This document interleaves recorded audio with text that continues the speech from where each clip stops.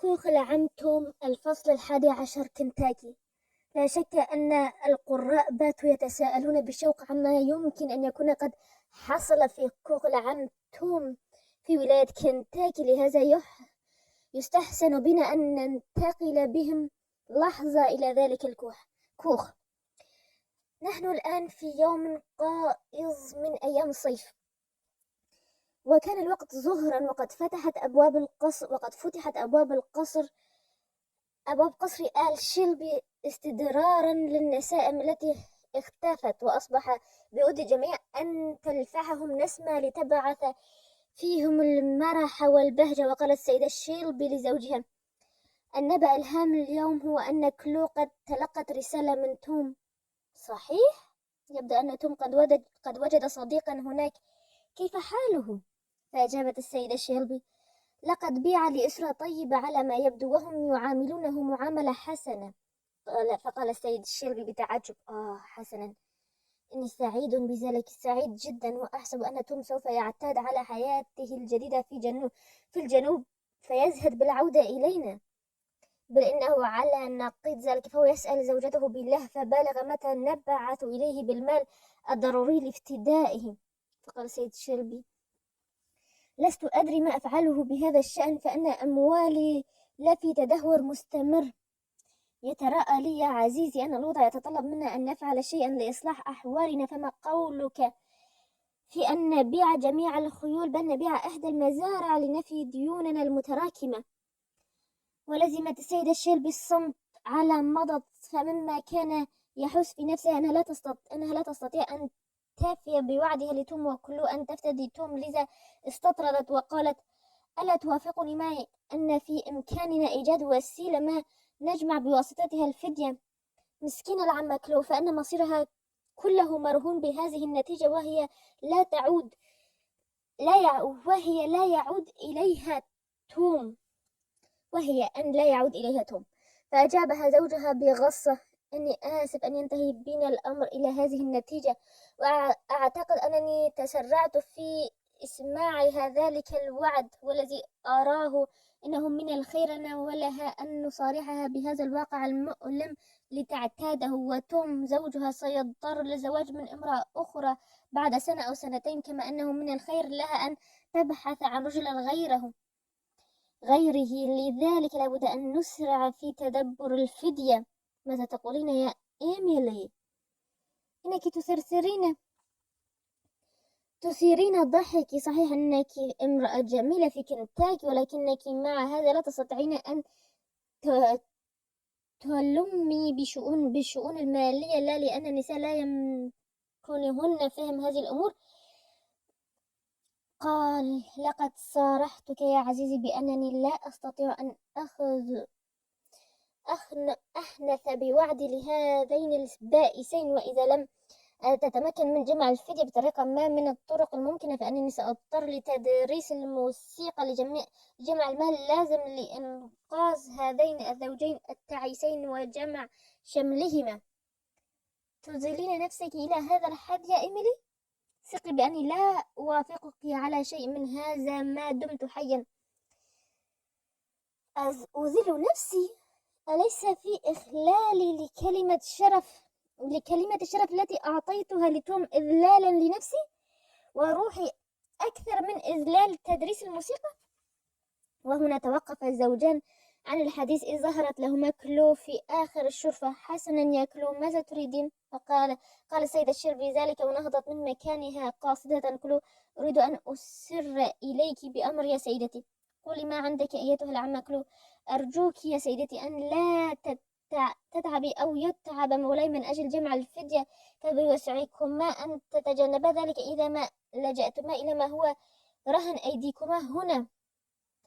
وتضاحكت كلو تضاحك من يشك في واقع فكرته بنفس محدثه. وقد خشيت السيدة شيلبي استنادا لما تعرفه عن طباع كلو أن تكون العجوز قد سمعت كل كلمة من الحديث الذي دار بينه وبين زوجها، فقالت: أنا لا أفهم ما تقصدين يا كلو. وتضاحكت كلو مرة ثانية، ثم قالت: ولم لا فالأسياد الآخرون يؤجرون عبيدهم ليجمعوا لهم المال الذي يصرفونه. حسن يعني يأكلوه، فهل تقترحين علينا أن نؤجرك لأحد من الناس؟ ليس ما أبديه اقتراحا، وكل ما في الأمر أن سام أخبرني بأن في مدينة لويزفيل بائعا للحلوى يحتاج لامرأة تحسن صنع الكعك والفطار مقابل أن يدفع كل أسبوع $4. حسنا يأكلوا. وماذا بعد ذلك؟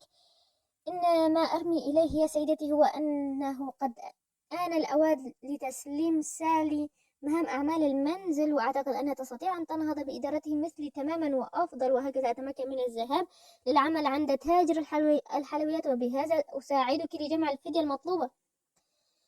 ولكن هل تريدين أن تفارقي أولادك يأكلون؟ سيدتي، لقد كبر أولادي وفي استطاعتهم أن يخدموا أنفسهم، ولسوف تعني سالي بطفلة صغيرة، فهي فتاة طيبة، ولكن لويسفيل بعيدة جدا من هنا. فقالت كلو: وأي بأس علي في ذلك، لعلي أقترب من زوجي العجوز البعيد. يا كلو، ستكونين بعيدة عنه أكثر من 100 ميل. فعجزت كلو عن الجواب، فقالت مولاتها: لا بأس عليك يا كلو، فبإمكانك الذهاب إلى لويسفيل حيث تكونين هناك قريبة منه. على أي حال، ولسوف أدخر لك كل فلس تحصلين عليه من أجورك لافتداء بعلك.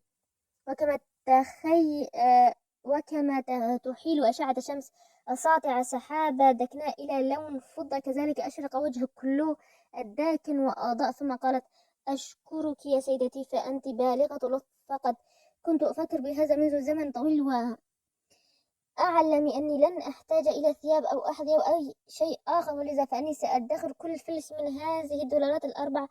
بربك يا مولاتي، أخبريني كم أسبوعا في السنة؟ فأجابتها السيدة الشربي: في السنة 52 أسبوعا يا كلو.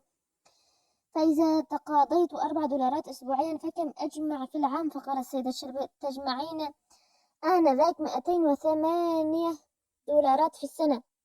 وبدت على محيا كلو إمارات الدهشة والغبطة مختلطة. وفي كم من السنين أن أجمع قيمة الفدية يا سيدتي؟ في 4 أو 5 سنين. ولكنك لن تضطري إلى العمل طوال هذه المدة، فلسوف أساعدك في دفع جزء من الفدية يا أختاه. فقالت كلو: إني لا أوافق بأن تعطي دروسا في الموسيقى أو أن تفعل شيء من هذا القبيل لمساعدتنا. إن مولاي على حق دون الشك. لا بأس علي يا كلو، ولكن قولي لي متى تنوين أن تذهبي؟ حسنا، فأنا لا أتوقع، بل أن سام قال إنه مسافر إلى النهر مع بعض الفتيان، وقال أن في استطاعتي أن أرافقه، فإذا ما وافقت سيدتي فأني مستعدة بأن أصطحب سام صباح الغد. وفيما كانت كلو في كوخها منهمكة في تصنيف ثياب طفلها، دخل عليها جورج ابن سيدها فبادرته بقولها: لعلك تجهل أني ذاهبة غدا إلى لويسفيل، إني ذاهبة إليها $4 كل أسبوع. ستجمع لي مولاتي هذه الأجور لافتداء زوجي العجوز توم. ولكن مع من أنت ذاهبة؟ مع سام. والآن أيها السيد، أرجو ألا أزعجك إذا ما طلبت منك أن تكتب لي رسالة إلى توم لتخبره فيها بكل ما ذكرته لك. فقال جورج: من دون شك أن العم توم سيكون سعيدا جدا بأن يتلقى رسالة منك. سأذهب الآن توا إلى المنزل لأجلب الورق والحبر، وبعد ذلك أتفرغ لكتابة الرسالة. طبعا يا أيها الصيد الصغير، اذهب أنت إلى المنزل وسأوافيك بقليل من لحم دجاج أو بما تسد به رماقك، فأنت لم تتناول عشائك بعد اليوم. لن تتناول عشائك بعد اليوم من عمتك المسكينة كلو. كما تمر بنا الحياة لاهبة عابثة، يوما فيوما وشهرا فشهرا، كذلك مرت على صديقنا توم 2 كاملتان وهو على حاله الجديدة. وبرغم من أن الدهر فرق بينه وبين من يحب وما كان يعتبره غاليا وعزيزا، وبالرغم من أنه كان كثيرا ما يعد نفسه بجمع الشمل وانكشاف تلك الغيوم السوداء، يعد نفسه بجمع الشمل وانكشاف تلك الغيوم السوداء من سماء حياته، نقول بالرغم من كل ما ناله من مساوئ ومتاعب، فقد بقي محافظا على روحه المعنوية العالية ومبادئه طوال تلك المدة. ولعل الرسالة التي أرسلها إليه جورج ابن مولاه القديم بالنيابة عن زوجته في أفضل ما بالنيابة عن زوجته هي أفضل ما قوى معنوياته، خاصة وأنه عالم بعزم زوجته على العمل عند بائعي الحلوى في لويسفيل لافتدائه، وأن لديه موز وبيت ناجحان في أعمالهما، وأن الطفلة الصغيرة تلاقي عناية فائقة من سالي وأفراد الأسرة جميعهم. وفهمت من الرسالة أن كوخه الغالي قد أوصد مؤقتا، وأن جورج صديقه ينوي تجديد أثاثه بعد أن يعود توم إليه في وقت قريب. والواقع أن أسلوب الرسالة كان موجزا خاليا من الحشو والتعقيد، وقد فتنه إنشاء الرسالة حتى أنه اعتبرها أفصح نموذج كتابي ظهر في العصر الحديث، فكان لا يمل من تلاوتها وتقليب النظر فيها، بل إنه قد أظهر رغبة أمام إيفا بأن الرسالة تستحق أن توضع في إطار وتعلق في حائط الغرفة. لعل ما منعه من تحقيق هذه الرغبة هو تعذر تعليق الرسالة على نحو يبرز وجهي القرطاس في وقت واحد. وفي ذلك الأثناء انتقل سانت كلار إلى داره الواقعة على ضفاف بحيرة بوتشارترين وبصحبة جميع أعضاء الأسرة والخدم، ذلك بسبب قيظ الصيف الذي اضطر الجميع من يستطيعون مغادرة المدينة ضيقة الأنفاس عن غير الصحية على طلب الراحة والهدوء والنسيم العليل عند شواطئ البحيرة. وكان منزل سانت كلار هناك عبارة عن فندق صغير على النمط المألوف في جزر الهند الشرقية، محاط بشرفات من الخيزران، ويطل من جهاته الأربع على حدائق وملاعب جميلة واسعة. وكانت غرفة الجلوس العامة تطل على حديقة كبيرة تفوح أزهارها ونباتاتها بأطيب العبير. هذه الشمس تشرف على الغروب، فتضرم في الأفق كله شعلة ذهبية لا نهاية لها، وتحيل الماء إلى سماء جديدة. وها هي البحيرة ملونة ومخططة الجوانب بألوان وردية حينا وذهبيا حينا آخر، ما خلا ما يبدو من المراكب السوداء التي تتهادى على سطح البحيرة هنا وهناك، والنجوم المتلألئة الصغيرة تتوهج في قبة السماء كما تتراءى للعين المرتجفة واجفة في أعماق الماء. وكانت توم وإيفا في تلك الأثناء جالسين في ظل إحدى العرائش العينة في آخر الحديقة في أمسية من أمسيات الآحاد. وكانت إيفا تمسك بيديها الكتاب المقدس فأخذت تقرأ فيه هذه العبارة: ورأيت بحرا من زجاج يمتزج بالنار. وفجأة كفت عن القراءة وأومأت بإصبعها إلى بحيرة قائلة: توم، إنه هناك. وما ذلك يا أنسة إيفا؟ فقالت الطفلة مشيرة إلى المياه الزجاجية التي كانت تعكس في ارتفاعها وانخفاضها وهج السماء ذهبي. ألا ترى هناك؟ إن ثمة بحرا من زجاج يمتزج بالنار. فقالت توم: صدقت يا آنسة إيفا. وأنشد: لو كان لي أجنحة الصباح إذا لطرت إلى سواحل كنعان. إن الملائكة ظاهرة قادرة أن تحملني إلى البيت المقدس الجديد. وتساءلت إيفا: أين تقع هذه البلاد يا توم؟ هناك وسط السحب. فقالت إيفا: إذا فأعتقد أني أراها. أنظر إلى هذه السحب، إنها تبدو أشبه بأبواب ضخمة من لؤلؤ. ثم أنظر إلى ما وراءها بعيدا بعيدا، إنه ذهب كله. توم، رتل ترنيمة الأرواح المشرقة. وأنشدت توم الترنيمة التي مطلعها: إني أرى طغمة الملائكة تنعم بالمجد هناك. فقالت إيفا: لقد رأيتها أيها العم توم. لم يشك توم بكلام الفتاة، ولم يدهشه قولها ذلك أبدا، حتى أنها لو أخبرته آنذاك بأنها رأت الجنة أو أنها تعيش في وسطها لما رأى في كلامها إلا الصدق المحض. إنها تزورني أحيانا وأنا نائمة، هذه الملائكة. قالت إيفا ذلك وهمست بصوت منخفض: إني أرى طيف الملائكة. ثم استطردت: يا عم توم، إني ذاهبة إلى هناك. إلى أين يا آنسة إيفا؟ ونهضت الفتاة وأومأت بيدها صغيرة إلى السماء، وكان وجه السماء يخلع على شعرها ذهبي وخدها المتورد لونا من الإشعاع السماوي، وكانت عيناها العالقتين بالأعالي وقالت إني ذاهبة إلى هناك، إلى الأرواح، إلى الملائكة الطاهرة، ثم إني ذاهبة بعد فترة غير طويلة من الزمن. لدن كلام إيفا أحست توم العجوز وكأن طعن نجلاء أصابت صميم قلبه، فشرد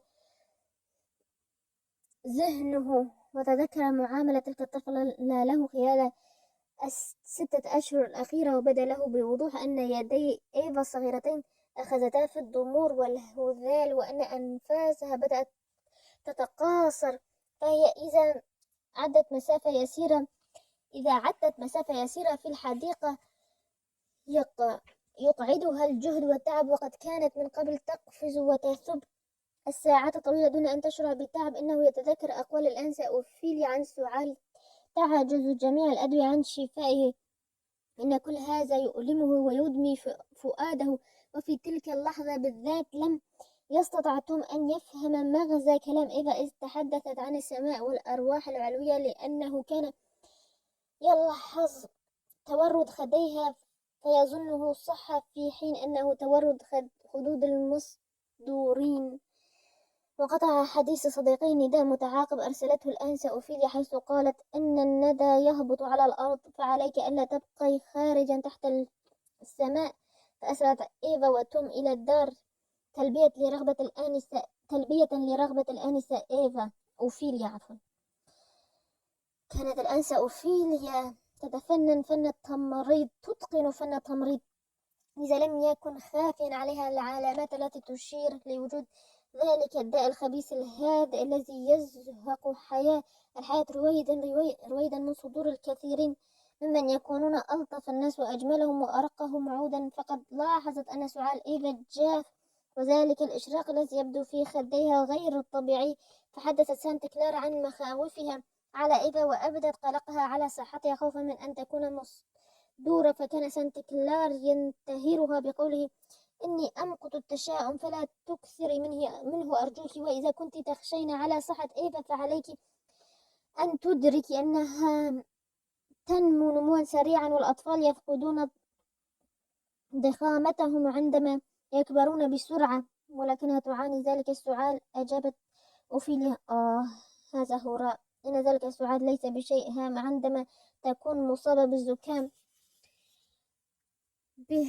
وبهذا أجاب سانت كلار محدثته، ولكن الوساوس أخذت تلازمه على صحة فتاته منذ ذلك الحين، فصار يراقب إيفا مراقبة لاهبة ويتفحص حركاتها وسكناتها لحظة لحظة، وأخذ يلازمها أكثر من ذي قبل ويصطحبها معه في النزهات ويوافيها من وقت لآخر بالوصفات الطبية والأدوية المقوية، لا بحجة أن الفتاة تحتاج إليها، بل خوفا من أن تحتاج إليها وأنها تفيد ولا تضر فيها. وأن ما كان يبعث الألم في نفسه ويحز قلبه هو نضوج ابنته المطرد، وخاصة في عقلية الفتاة ومشاعرها، إذ أنها كثيرا ما كانت تتفوه على غير قصد منها بعبارات قوية المغزى أو تنطق بحكم رقيقة تفوق مداركها وكأنها موحاة إليها. وكان سانت كلار يحس أحيانا برعشات مفاجئة تنبعث من جسم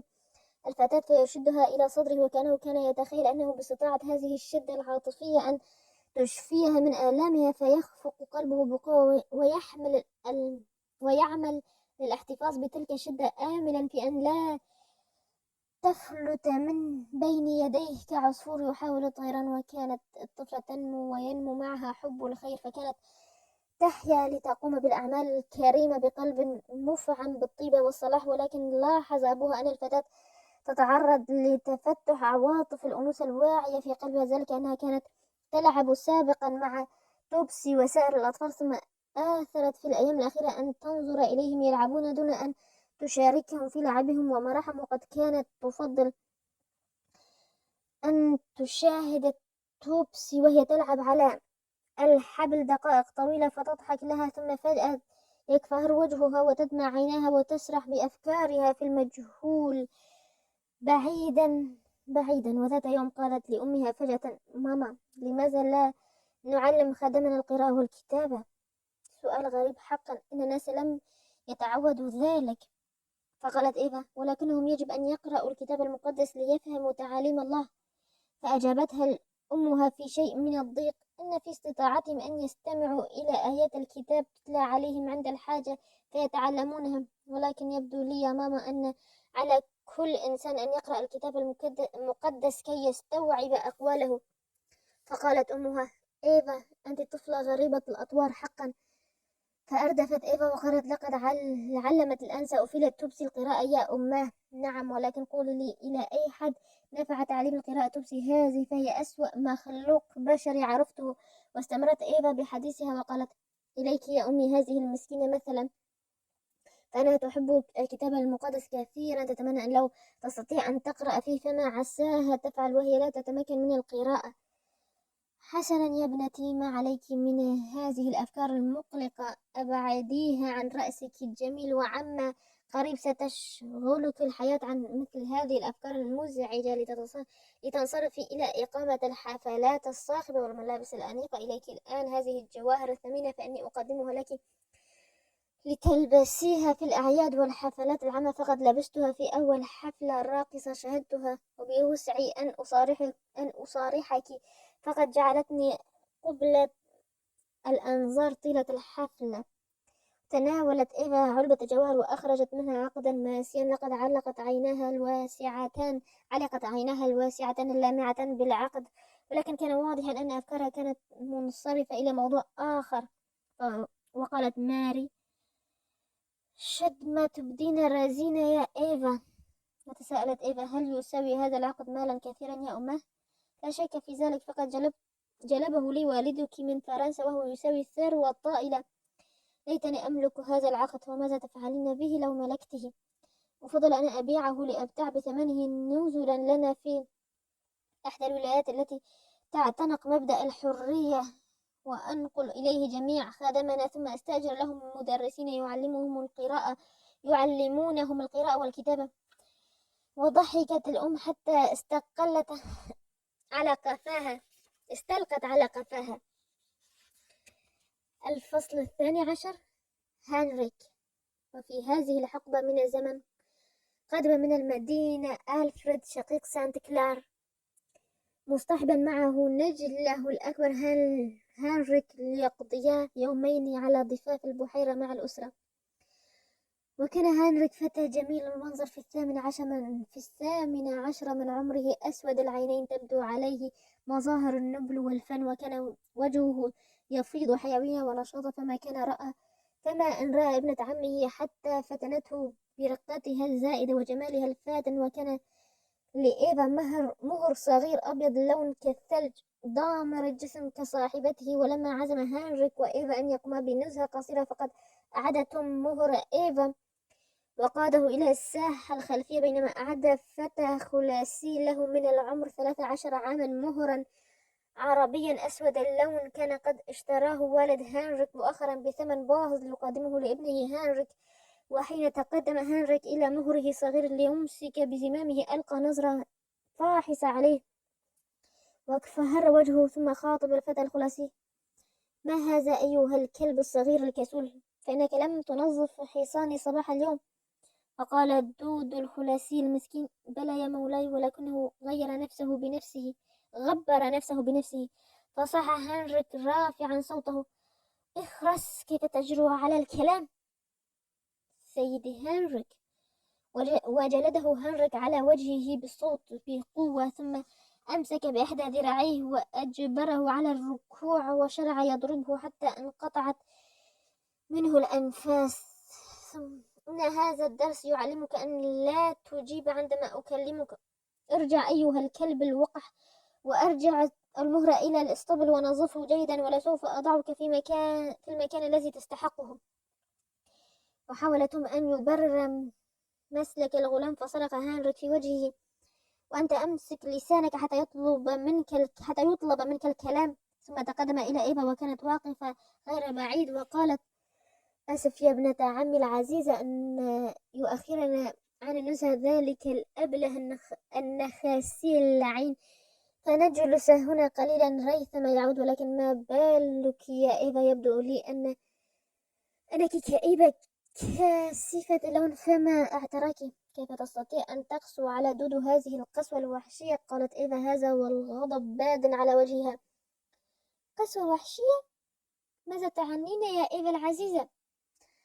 لست أرضى أن تدعوني إيفا العزيزة حين تفعل هذه الأعمال المنكرة. فقال هنريك لا يظهر أنك مهتمة كثيرا بدود هذا، وأني حقا أحسده على هذا الاهتمام الذي يناله منك، ولكنك تضربه دون أن يستحق العقاب. حسنا، أعدك بأن لا أضربه أمامك بعد اليوم إذا كان في ضربه إزعاجا لك.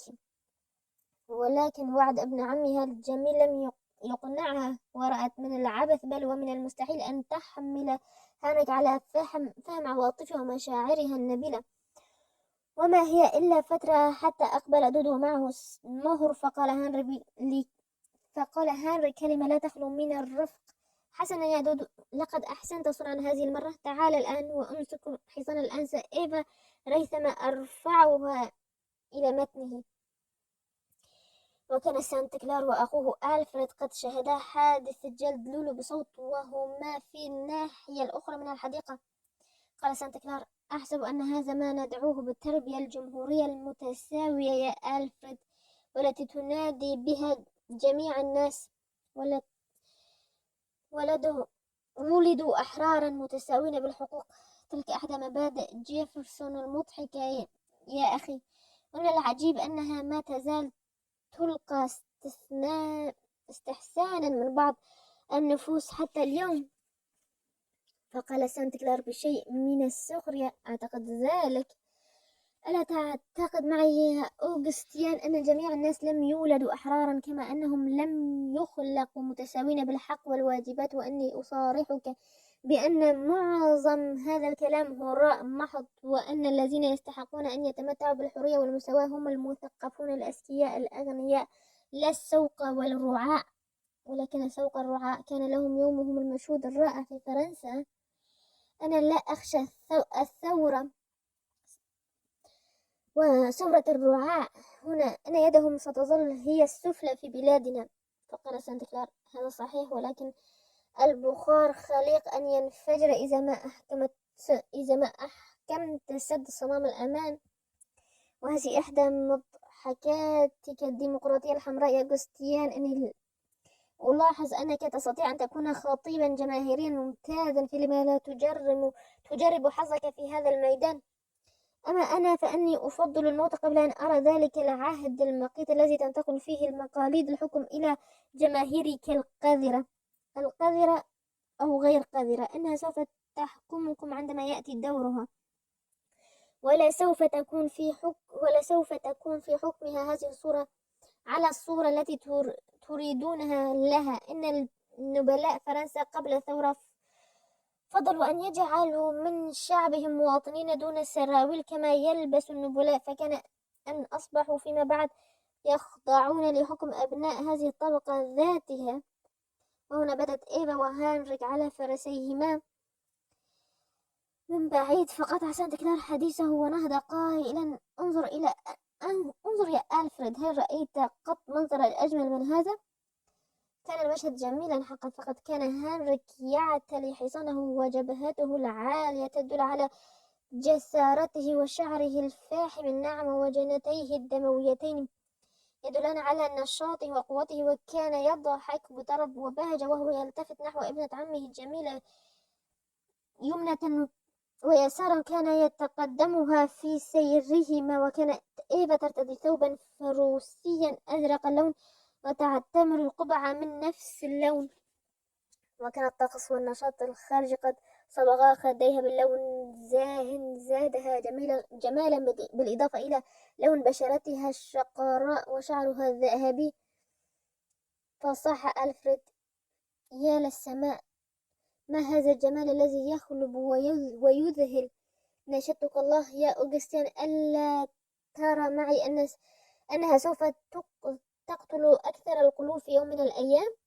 أخشى أن يكون هذا صحيحا، قال سانت كلار ذلك في جرس تشوبه مرارا مفاجئة، ثم أسرع ليساعد ابنته على الترجل، وقال وهو يطوقها بذراعيه ويضمها إلى صدره: إيفا عزيزتي، أنت لست تعبة جدا. فأجابت الفتاة: لا يا بابا، ولكن لهاثها المتواصل أقلق بال والدها. ما كان عليك أن تترك الحصان يعدو بك بهذه السرعة الكل يا عزيزتي، فأنت تعلمين أن ذلك يضر بصحتك. لقد شعرت بنشاط يا بابا وكنت سعيدة جدا. لقد نسيت. وحمل سانت كلار ابنته إلى المنزل ومددها على إحدى الأراك، ثم التفت إلى هنريك وقال: هنريك، ينبغي أن تنتبه لإيفا جيدا، وأن لا تعدو بفرسك بهذه السرعة حين تكون في رفقتك. فقال هنريك: سوف أتعهدها بعنايتي يا عماه. وجلس على الأريكة وأمسك يد إيفا وأخذ يداعبها بلطف، ما هي إلا فترة حتى عاود إيفا النشاط، فاستأنف أبوها وعمها نزهتهما وتركا الولدين الجميلين يهتمان ببعضهما البعض. الفصل 13. الأيام الأخيرة في حياة إيفا. ودع ألفريد أخاه أوغستيان وعائلته بعد يومين اثنين، وبدت صحة إيفا إثر ذلك تقهقر، فقد بذلت مجهودا فائقا ونشاطا لا طاقة لها على بذله، مسيرة لنشاط ابن عمها وتلبية لمتطلباته. فقرر سانت كلار أخيرا أن يستشير الطبيب الذي كان يتجنب عمله كي لا يصبح الشك حقيقة يعرف بها. ولم تلاحظ ماري تقهقر صحة ابنتها لانشغالها دائما بصحتها هي، وكثيرا ما حاولت أوفيليا أن توقظ فيها مثل تلك المخاوف، ولكن عبثا. كانت تقول دائما: أنا لا أرى أن الفتاة تشكو ألما ما، إنها تعدو وتلعب كالأطفال الأصحاء. فتجيبها الأنسة أوفيليا: ولكنها تسعل. وما في سعال من خوف، فقد قضيت سحابة عمري وأنا مصابة بالسعال، وعندما كنت في عمر إيفا خشوا علي من الموت، إذ كانت أمامي تسهر إلى جانب الليل بطوله. إن سعال إيفا ليس شيئا خطيرا، ولكنها سائرة في طريق الهزال وأنفاسها تقصر وتنقطع. لا خوف عليها، فقد عرفت ذلك لسنوات وسنوات، ولكنها تسبح بعرقها أثناء الليل. حسنا، لقد كان جسمي يتبلل عرقا طوال هذه السنوات العشر، وكثيرا ما كنت أنهض من فراشي وثيابي تقطر عرقا. لا، ليس العرق الذي يرشح من جسم إيفا شيئا بالقياس إلى ذلك الذي كان يرشح من جسدي. وكانت الأنسة أوفيليا تضطر في كل مرة للاعتصام بالصمت والصبر. أما الآن وقد بدا واضحا أن صحة إيفا في تدهور مستمر، وأن والدها استدعى الطبيب لمعالجتها. فقد اتخذت ماري فجأة موقفا آخر يختلف تماما عن ذي قبل، فقالت ذات يوم: ما كنت أشك مطلقا بأني أتعس الأمهات، وأن الأيام قدرت علي أن أكون عليلة جسم، ثم ابتلاني القدر بمرض ابنتي الوحيدة، وأراها تمشي بخطى كبيرة إلى القبر، فما عساي أن أفعل. فقال سانت كلار: عزيزتي ماري، لا تتكلمي هكذا، يجب ألا تقطعي الرجاء على هذا القدر المتشائم. أنت لا تحس بإحساس الأم يا سانت كلار. أنت لم تفهمني في يوم من الأيام، ولكن ما عليك أن تتكلمي هكذا وكأننا إزاء مصيبة حتمية. لا يمكنني يا سانت كلار أن أنظر إلى الأمور نظرة لا مبالاة كما تنظر إليها أنت. فإذا ما كنت لا تقر بشيء من المخاوف، وابنتك الوحيدة تعاني قسوة الألم والمرض المفجع، فأني على النقيض من ذلك أحس بأشياء قاتلة تفتت كبدي. إنها فاجعة لا أقوى على احتمالها، سيما إذا أضيفت إلى الفواجع الأخرى التي أصابتني حتى الآن. وفي ظرف أسبوع أو أسبوعين تحسنت صحة إيفا تحسنا واضحا، كان على ما يظهر تحسنا خادعا، هو أشبه بالسكون الذي يسبق العاصفة، ومظهرا كاذبا كثيرا ما يتخذه ذلك الداء اللعين وسيلة لإلهاء القلوب المفجوعة. حتى في الساعات الأخيرة قبيل دخول المريض باب القبر فأخذ الجميع يتمتعون بمشاهدة إيفا الرقيقة تلعب في الحديقة وعلى الشرفات، وعاد إليها إشراقها وضحكها كما عادت إلى لعبها وتسليتها.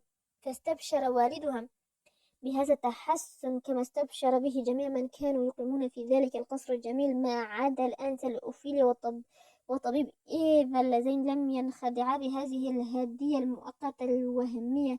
كما كان هنالك قلب آخر لا يمكن أن يصل إليه الخداع، هو قلب إيفا الصغير، حيث استقر في ذلك القلب الطاهر إيمان نبوي بأن الجنة أصبحت قريبة منها. فكان قلبها الصغير هادئا لهذه النبوة، وادعا لطيفا كسكون الخريف، لا يزعجه في تفكيره وأحاسيسه سوى مصير أولئك الذين أحبهم ويحبونه حبا جما.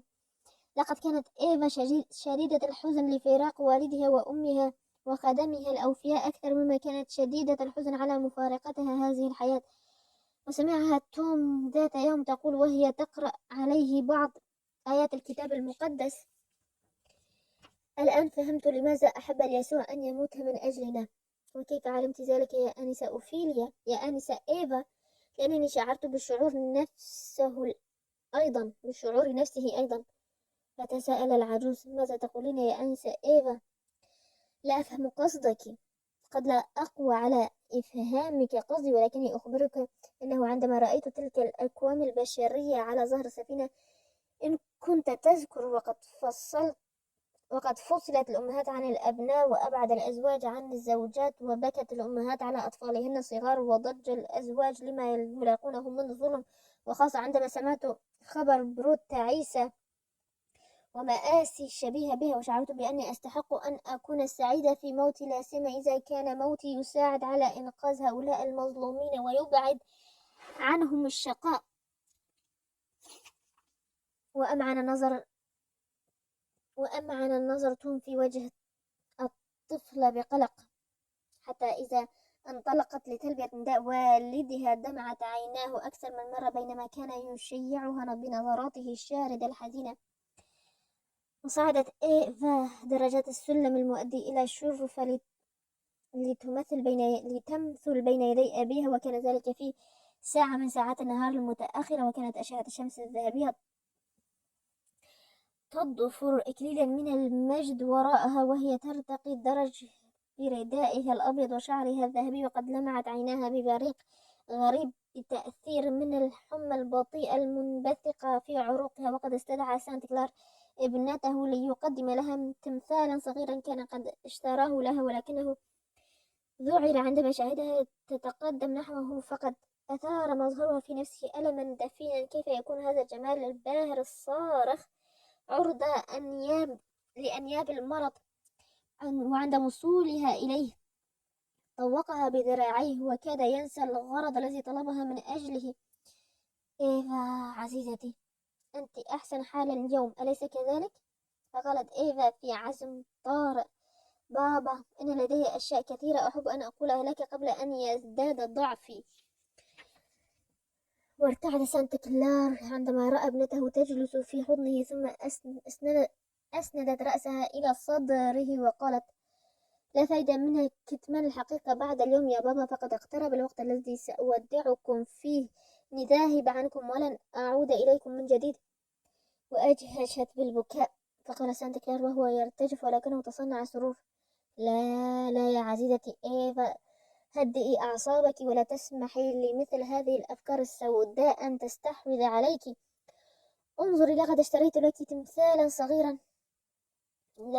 لا تخدع نفسك يا بابا. وأخذت التمثال ووضعته جانبا، ثم استطردت تقول: إن حالي اليوم أفضل مما كنت عليه سابقا، إني أعرف هذا جيدا، وأعرف أني راحلة عنكم بعد قليل. تأكد يا أبي أني لست عصبية ولست جزعة، ولولا مفارقتك ومفارقة أصدقائي يا أبي لكنت في منتهى السعادة. أريد أن أذهب، أنا مشتاقة لأن أذهب. أنت حزينة النفس يا إيفا، وأن مشهدك على هذا الوضع يوقع الرعب في قلبي. هل يحزنك شيء خاص يا إيفا؟ نعم، هذا ما أعنيه بالضبط. ولعل ما يحزنني هو ما يجري كل يوم في بلادي. إني أتألم لمصير هؤلاء البائسين الذين يحبونني كل هذا الحب، والذي يتقنون بي كل هذا، يحتفون بي كل هذا الاحتفاء ويحسنون إلي، كما أتمنى يا بابا لو يصبحون كلهم أحرارا. ولكن ألا تظنين يا إيفا أننا نعاملهم على ولكن ألا تظنين يا إيفا أننا نعاملهم هنا أحسن معاملة؟ حقا يا بابا. ولكن ماذا يصيب أولئك المخلوقات من ذل لو حدث لك شيء لا قدر الله؟ فالأناس طيبون أمثالك نادرون جدا، فخذ عمي ألفريد وابنه وكذلك أمي، فهم ليسوا مثلك رأفة وحنانا. ثم فكر بأولئك الذين كانوا يمتلكون برد المسكينة، فما أفظع الألم التي يرتكبه البشر. قالت إذا ذلك وارتعشت أواصلها. أنت حساسة أكثر من اللازم يا طفلتي العزيزة، وأني آسف لسماحي لك بالاستماع إلى هذه القصص المثيرة. أوه، هذا ما يزعجني حقا وما يقلقني يا والدي. أنت تحب أن أحيا سعيدة وأن لا أشعر بألم ما، وأن لا أستمع لأي قصة مثيرة ومؤثرة، في حين أن الآخرين ليس لديهم سوى الآلام والهموم يتجرعونها طوال حياتهم. وهذا منتهى الأنانية يا بابا. علي أن أعرف حقيقة هذه الأمور وأن أحسها أن المظالم تفطر قلبي. وكثيرا ما خطر في بالي أن أسعى لتحرير العبيد. بابا، أليس من وسيلة لتحرير هؤلاء المنكودي الحظ جميعهم دفعة واحدة؟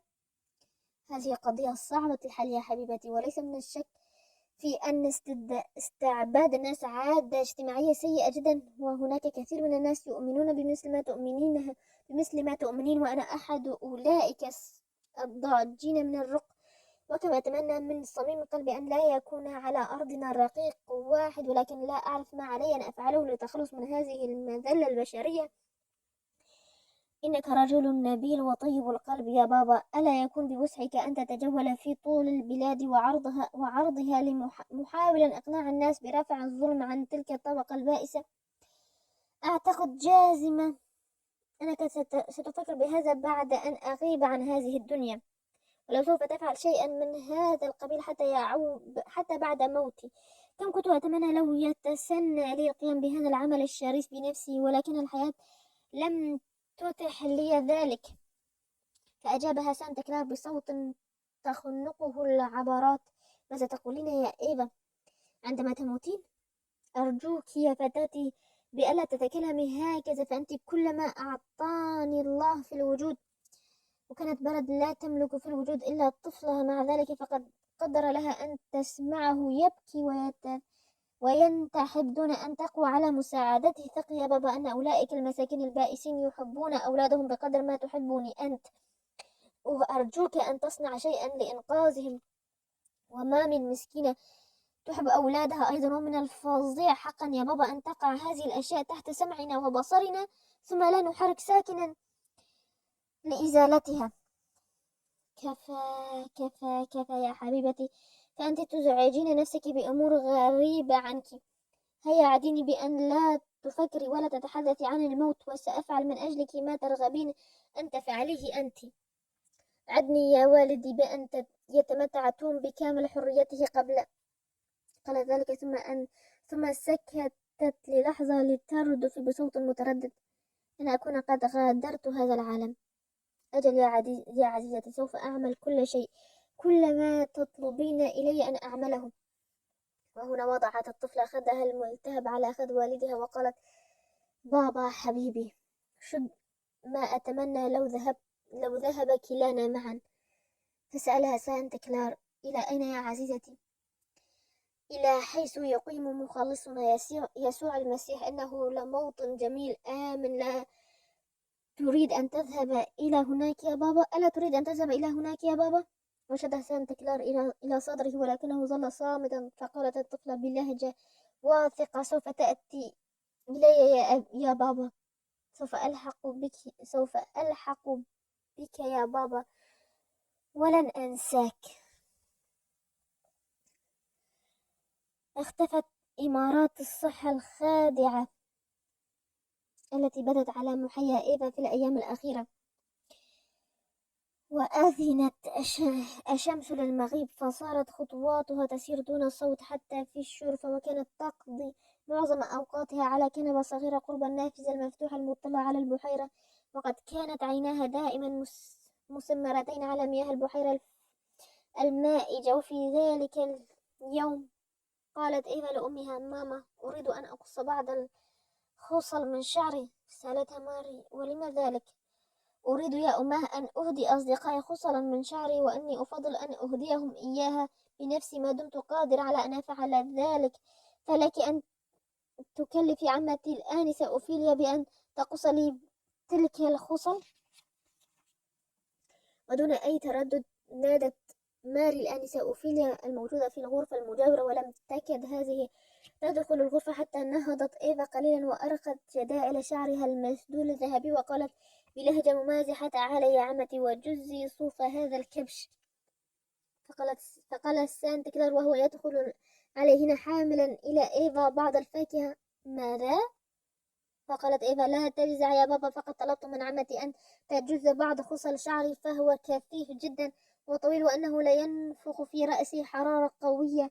وفوق هذا فأني أريد أن أوزع خصل شعري على أصدقائي الذين يحبونني وأحبهم. فتقدمت الآنسة أوفيليا وبيدها المقص. فقال الأب: انتبهي، احذري أن تقصي جمال شعرها، قصي من الداخل لكي لا يبدو أثر القص، إن شعرها هو موضع فخري واعتزازي. فقالت إيفا في جرس وحزن: يا بابا، أجل أريد أن يظل شعرك جميلا، لأني أنوي اصطحابك قريبا إلى مزارع عمك، وهناك ترين ابن عمك هانريك. لا يا بابا، لن أرافقك إلى هناك، وإلى الرحلة إلى بلد أفضل منه، وإني راحلة إلى بلد أفضل منه. صدقني يا بابا، لا تقر معي بأنني أزداد اقترابا من الموت يوما بعد يوم. ألا تقر معي بأنني أزداد اقترابا من الموت يوما بعد يوم؟ فقال الأب: لماذا تصرين على ضرورة إقناعي بهذا الأمر الرهيب الذي قد لا يصيبك يا إيفا؟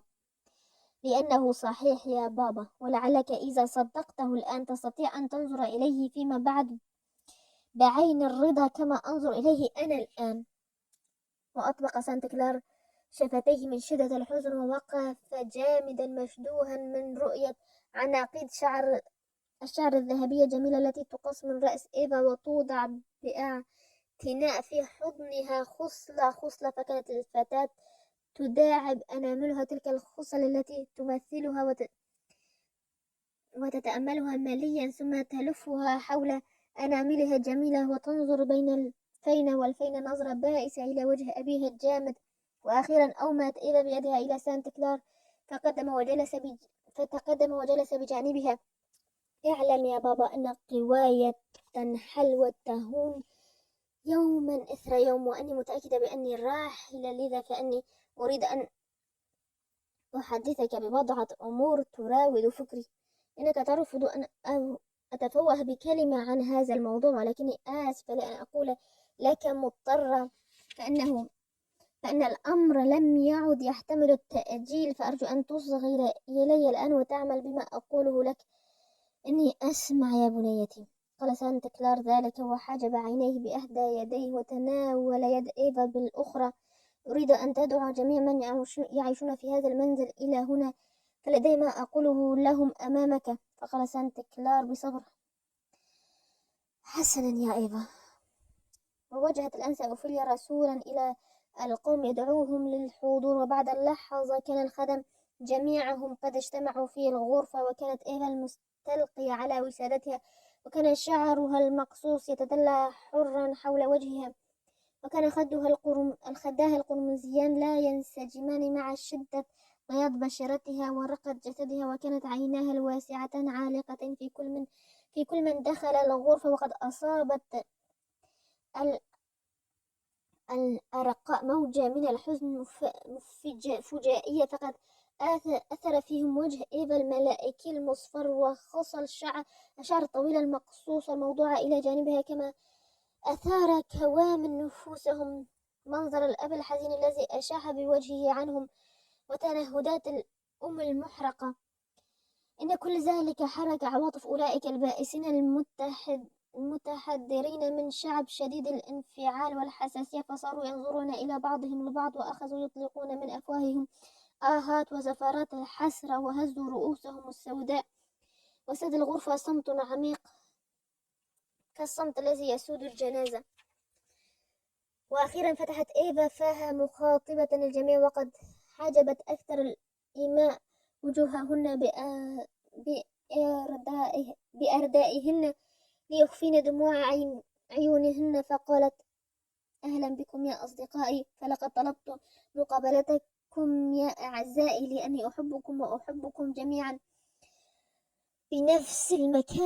بنفس مكانة أبي، ولدي ما أسره لكم لكي تتذكروني دائما، فأنا على وشك أن أرحل عنكم إلى دار الآخرة، ولن تمضي بضعة أسابيع حتى على بقائي معكم. استتفقدونني فلا تجدونني بينكم. وهنا سرت في الجميع موجة من النحيب والبكاء والتنهد، وأخذت النساء يندبن، وكما أخذ الرجال يعدون فضائلها، فضاع في هذه الموجة المحزنة صوت الطفل الضعيف، فتوقفت للحظة عن الكلام ثم عادت إليه بلهجة تفاؤلية وضعت حدة البكاء جميع، وقالت: إذا كنتم تحبونني حقا فأرجو ألا تقاطعوني، بل اسمعوا إلى ما أقول. طلبتكم لأحدثكم عما تحتاج إليه نفوسكم لخلاصها، فإني أخشى أن يكون أكثركم لا يفكر بالآخرة ولا يفكر إلا في هذا العالم. من أجل هذا أريد منكم أن تعرفوا أن هنالك عالما هو أجمل من الأرض، وعالما يقيم فيه يسوع بمملكته. إني راحلة إلى هناك، باستطاعتكم أن تذهبوا إلى حيث أذهب أيضا، فهو لكم بقدر ما هو لجميع العالم، ولكن عليكم لكي تتمكنوا من دخول ذلك العالم أن تعيشوا حياة جد وتأمل وتفكير. يجب أن تذكروا أن في وسعكم جميعا لو أردتم أن تصبحوا ملائكة وتبقوا ملائكة إلى الأبد. ومن كان مسيحيا حقيقيا فإن يسوع يساعده على هذا المسيحي أن يصلي دائما ويقرأ الكتاب المقدس والإنجيل دائما. وذهبت الطفلة في حديثها متمهلة، ثم تطلعت إليهم بحنو وحب، وقالت بصوت حزين ضعيف: يا أحبائي، ولكنكم لا تعرفون القراءة، مساكين أنتم. وهنا خبأت وجهها في الوسادة وانتحبت في حين أطلق أولئك الذين وجهت إليهم الخطاب زفرات مكبوتة، وقد كانوا راكعين على الأرض. لا بأس، قالت ذلك ورفعت رأسها مرسلة ابتسامة مشرقة من خلال دموعها، ثم قالت: لقد صليت من أجلكم، وأنا واثقة من أن يسوع يساعدكم، حتى لو كنتم لا تستطيعون القراءة حاولوا جميعا أن تتعلموا أفضل ما تستطيعون عمله. صلوا كل يوم، اسألوه أن يساعدكم، واستمعوا إلى تلاوة الكتاب المقدس ما وجدتم إلى ذلك سبيلا. أعتقد أنني سوف أراكم في السماء فيما بعد. قالت ومامي وغيرهما من المتقدمين بسن آمين، في حين استرسل نفر من العبيد الصغار بالانتحاب، وقد خفضوا رؤوسهم فوق ركبهم كي لا يؤلموا ببكائهم الفتاة المريضة. وقالت إيفا: أنا أعرف أنكم جميعا تحبونني، وأني أود أن أعطيكم شيئا تذكرونني به. إذا ما نظرتم إليه سوف أعطي كل منكم خصلة من شعري، فاذكروني في المستقبل. وتجمع الأرقاء كلهم حول الفتاة الصغيرة، ودموعهم تغسل وجوههم وزفراتهم تتصاعد من صدورهم، وأخذوا يتناولون من يديها آخر أثر من آثار من تحبهم ويحبونها، ثم ركعوا على الأرض وأخذوا يبتهلون ويصلون، وقبلوا ذيل ردائها، في حين أرسل الكبار كلمات الولاء والحب الممزوجة بالأدعية والابتهالات على طريقة العبيد العاطفية جياشة الشعور. الآنسة أوفيليا تراقب هذا المشهد المؤثر دون أن تجهل أثره السيء في صحة الفتاة المريضة، فكانت تشير إلى من يأخذون نصيبهم من خصل الشعر أن ينصرفوا من الغرفة حالا. وما هي إلا فترة حتى كان الأرقاء كلهم قد خرجوا ولم يبق منهم في الغرفة غير توم ومامي. والتفتت إيفا إلى توم وقالت: والآن إليك أيها العم توم هذه الخصلة الجميلة. أنا سعيدة أيها العم توم، ولسوف أراك في السماء بين أحضان الملائكة والقديسين، وأرى مامي أيضا، مامي العزيزة الطيبة. والتفت ذراعيها حول الأمل عجوز الوفية، فقالت المرأة البائسة: أيتها الآنسة الحبيبة، لست أدري كيف أقوى على العيش بعدك. وأبعدت الآنسة أوفيليا برفق ودعا كل من مامي وتوم خارج الغرفة بحجة أن الخدم جميعهم قد خرجوا، ولكنها لم تكد تلتفت حولها حتى رأس توبسي واقفة هناك وكأنها حجر أسود، فصرخت في وجهها: من أين نبعت؟ فقالت توبسي: كنت هنا.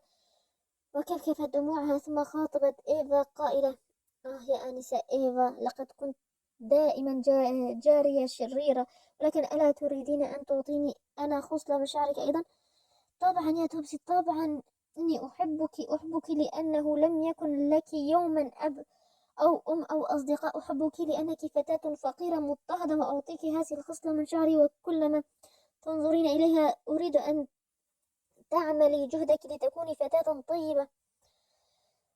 يا سيدتي، سأحاول، ولكن من الصعب جدا أن يكون الإنسان طيبا. وخبأت توبسي عينيها الدامعتين بطرف ثوبها فيما كانت أوفيليا تسوقها إلى الخارج الغرفة. أخفت الخصلة في صدرها. عندئذ أوصدت الأنسة أوفيليا باب الغرفة وهي تكفكف دموعها، وقد استبد بها الفزع على هذا الموقف المثير.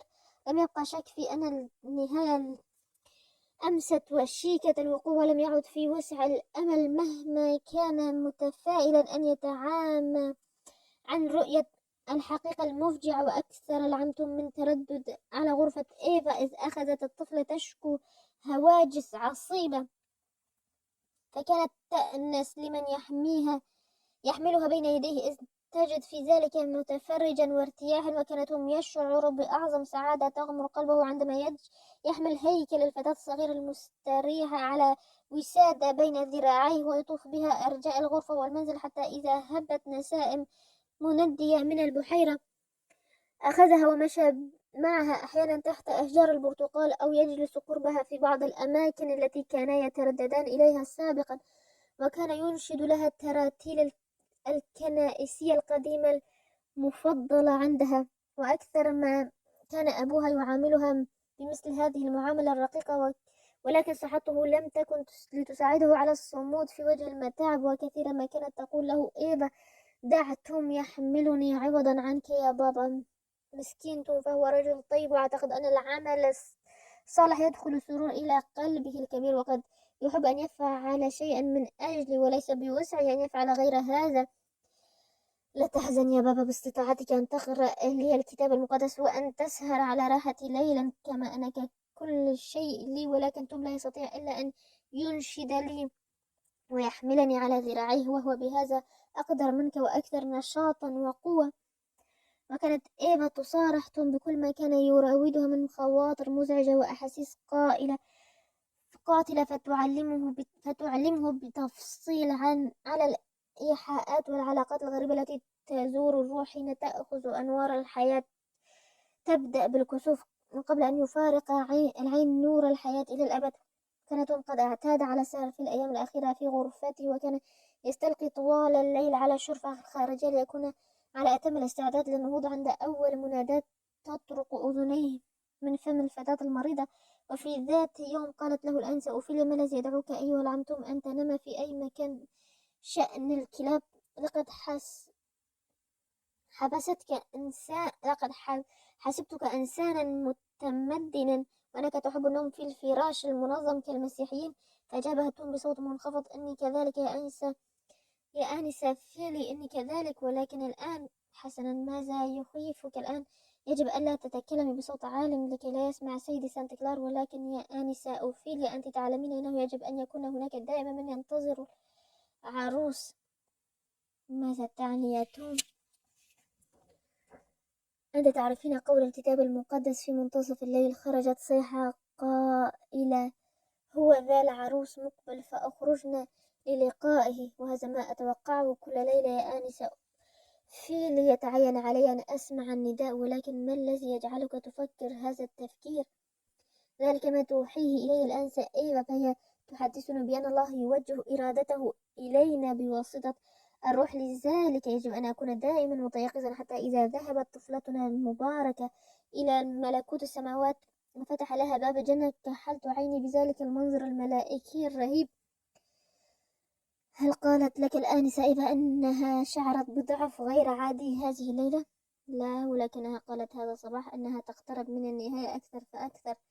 إنهم هم الذين يخبرونها بذلك يا آنسة فيلي، إنهم الملائكة. ولقد أرى هذا الحديث بين توم وأوفيليا فيما بين الساعة 10 و11 من ذلك المساء، وكانت إيفا مرحة مضطروبة على غير عادتها بعد الظهر ذلك اليوم، وكان صوتها طبيعيا جدا، وبدت لأبيها حين نظر إليها ذلك المساء أفضل حالة مما كانت عليه في أي يوم مضى منذ أفاها الداء الخبيث. فقبله وقال مخاطبا الأنسة أوفيليا: نستطيع أن نبقيها معنا على كل حال، فأن صحتها أحسن بكثير مما كانت عليه سابقا.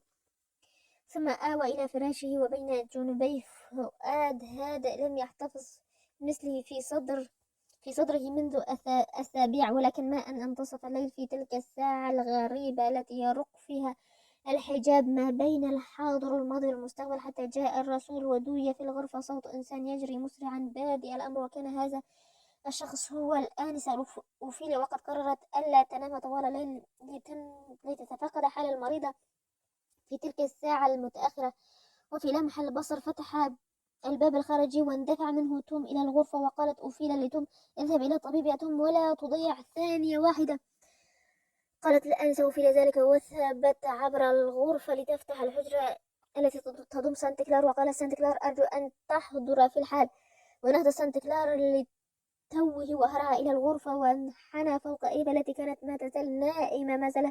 ما زالت ترى المسكين، حتى كاد يقف قلبه عن الحركة. لماذا لم يحدث أوفيليا أو لم تحدثه ببنت الشفا؟ إننا لن نعرف جواب التفسير مثل هذه المواقف الحرجة إذا لم يقدر لنا ورأينا تلك الآثار أو تلك الانطباع على وجه عزيز لديك وهو يفارق الحياة، تلك الانطباع البائسة التي تحدثك بما لا تقوى على تفسيره المجلدات، وهي تخبرك بأن المخلوق الذي تحبه لم يعد ملكك. ووقفا إلى جانب الفتاة يحدقان نظر إليها، وكأن على رأسهما الطير، حتى لقد بدت تكتكت الساعة في أذنهما صارخة جدا. وبعد لحظات رجع توم بصحبة الطبيب، ولم يكد يدخل الطبيب الغرفة ويلقي نظرة سريعة على الطفلة حتى وقف جامدا مطرقا الرأس ظاهرا الأسى. وفي صوت كالهمس قال للأنسة أوفيليا: متى حدث هذا التغيير؟ حدث حوالي منتصف الليل. وأيقظ مجيء طبيب أم الطفلة من نومها، فهرعت إلى ابنتها متسائلة: أوغستيان، أوفيليا، ماذا حدث؟ أخبروني بربكم. فقال سانت كلار بصوت متهدج باكٍ: إنها تحتضر. سمعت ماري هذه الكلمات فسارعت إلى إيقاظ الخدم، وفي أسرع من لمح البرق استفاق سكان البيت جميعهم، فأضيئت القناديل واحتشد الجميع جزعين في الشرفة، وتطلعت الأعين من خلال الأبواب الزجاجية مستفسرة عن صحة الفتاة. ولكن سانت كلار لم يسمع الضجة، وكل ما كانت تثيره تلك الانطباع انطباعة الموت على وجه البائسة الصغيرة. وقال: ليتها تستطيع فقط أن تفيق وتتحدث مرة أخرى. قال ذلك وانحنى فوقها وهمس في أذنها: إيفا عزيزتي. انفتحت عينا الطفلة الزرقاوتان الواسعتان، وأشرقت على وجهها الذهب الابتسامة وحاولت أن ترفع رأسها وتتكلم. هل تعرفينني يا إيفا؟ بابا عزيزي، قالت الطفلة ذلك ثم بذلت آخر ما تستطيعه من جهد ومدت يديها تطوق بها جيده، وفي لمح البصر ارتخت اليدان من جديد فرفع سانتا كلار رأسه فإذا به يرى على وجهها آثار النزع الأخير. وأشاح سانتا كلار بوجهه في لوعة يائسة وقال: يا إلهي، إن هذا مخيف. ثم ضغط بصورة لا شعورية على يد توم وقال باكيا: يا توم، إن هذا المشهد لا يقتلني. وضغط توم على يد سيده التي ظلت في يده وتطلع والدمع الغزير يجري على خديه الأسودين اللامعين في السماء، حيث اعتاد أن ينظر طالبا العون والنجدة. وقال سانتا كلار: ادعوا إلى ربك أن يعجل في إنهاء هذا البلاء، إنه يدمي قلبي ويفطر أحشائي. فصاحت توم: شكرا لله، لقد انتهى أيها السيد، انظر إليها. ألقت الطفلة رأسها إلى وسادتها وراحت تلهث لهاثا شديدا، وقد تألقت العينان الكبيرتان الصافيتان وجمدتها. ماذا قالت تلك العينان اللتان ناجتا السماء كثيرا؟ لقد قالتا: لقد انتهت حياة الأرض وانقضى ألمها. فتحلق الجميع حولها بسكون رهيب. وقال سانتا كلار برفق: إيفا. ولكنها لم تسمع. فقال والدها: أوه إيفا، أخبرينا ماذا ترين. وطافت ابتسامة على وجهها، وابتسامة مشرقة، وقالت بصوت ضعيف: أرى الحب والبهجة والسلام. ثم أرسلت زفرة وانتقلت من الحياة إلى الموت، ومن الموت الأرضي إلى الحياة الأبدية.